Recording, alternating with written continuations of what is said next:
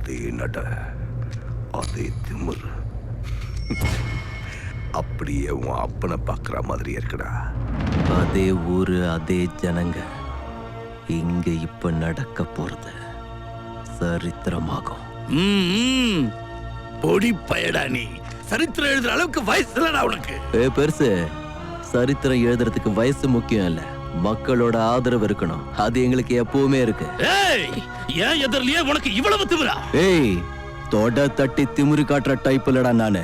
கொடுத்த வாக்குப்படி இந்த டாக்குமெண்ட்ஸ். அம்மு எங்க? அம்முவா? அம்மு இங்க இல்ல. அவ எங்க இருக்கான்னு இங்க இருக்கிற எல்லாருக்கும் தெரியும். ஆனா ஒருத்தனை வாயை திறக்க மாட்டான். அங்க பாருடா.